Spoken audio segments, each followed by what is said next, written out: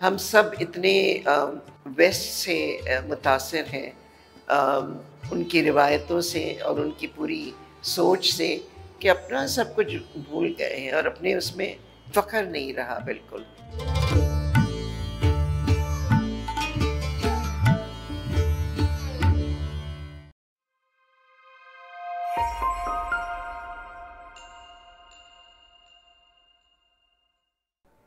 खुले पानियों से लेकर आसमान की बुलंदियों को छूती चोटियां हों, दुनिया का 8वां अजूबा कहलाने वाली माजी की शाराए रेशम से लेकर मिलते पिछड़ते दरिया हों, मुगल बादशाहत की शान शौकत का विरसा हो या फिर इससे भी हजारों साल कदीम तहजीब के आसार, और इन सब से बढ़कर यहाँ के बासियों की बेमिसाल मेहमान नवाजी।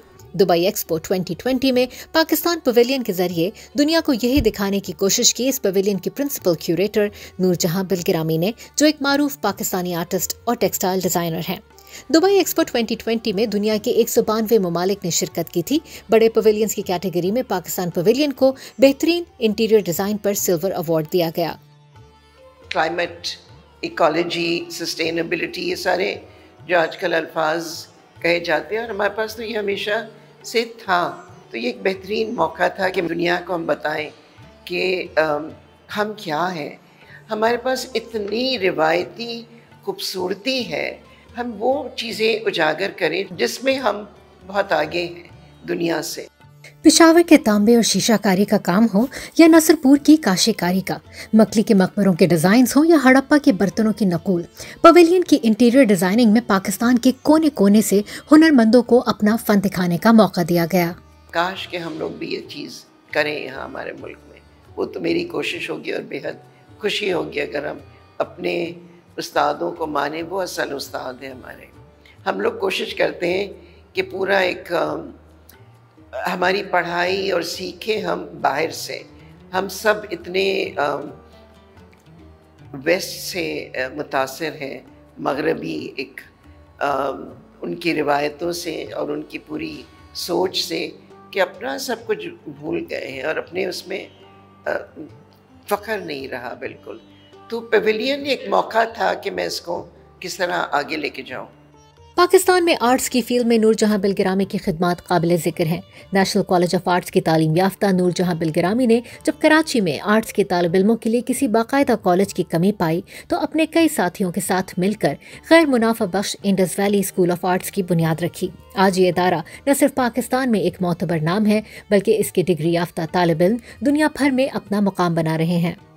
बहुत से लोग मेरे साथ काम करते हैं, अपने मशवरे देते हैं, तो बहुत खुशी होती है क्योंकि बन गया। और इन सब चीज़ों में, चाहे वो इंडस वैली स्कूल हो या पवेलियन हो या कोई भी मेरा काम, मेरे ख्याल से बग़ैर ऊपर डिवाइन इंटरवेंशन, अल्लाह मियाँ की मदद के, ये नामुमकिन था। नूरजहां बिलगिरामी की अपनी पेशावराना जद्दोजहद इससे भी पुरानी है। जब वो 70 की दहाई में कराची के दूर दराज इलाकों में जाकर तकसीम हिंद के बाद फरामोश करदा ठप्पे या छपाई के काम को फिर से जिंदा करने की कोशिश कर रही थी। जैसे पार्टीशन हुआ तो ये पूरा सिलसिला ख़त्म हो गया। कारीगरों ने अपने छतों के ऊपर और चारपाइयों के नीचे, क्योंकि बहुत इज़्ज़त देते हैं अपने टूल को, अपने औजार जिससे वो काम करते, तो उसको महफूज रखा। मगर कोई बन गए इलेक्ट्रिशियन, तो कोई बन गए पान की दुकान खोल ली।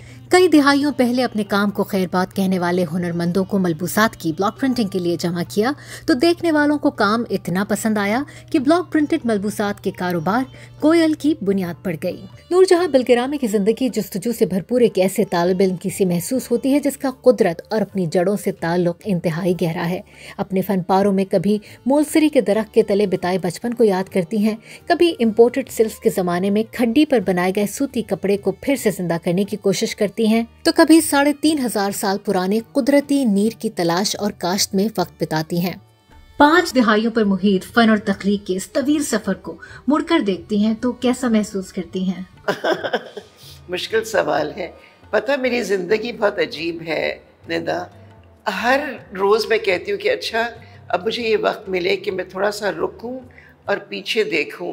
वो इतनी तेज़ी से कुछ ना कुछ हमेशा मेरे आगे रहता है, साथ रहता है, जिसको किस एक तरह से आप सॉल्व कर रहे हैं, डिज़ाइन कर रहे हैं, आगे बढ़ रहे हैं। तो अभी तक वो मौका नहीं आया, सिवाय ऐसे जब कभी बैठ के कोई पूछता है तो मैं सोच के बोलती हूँ हाँ, ये इसका हिस्सा है। मगर बहुत ज़रूरी है कि पूरी कड़ी को इकट्ठा करूँ मैं, क्योंकि बहुत खूबसूरत लम्हे गुज़रे हैं।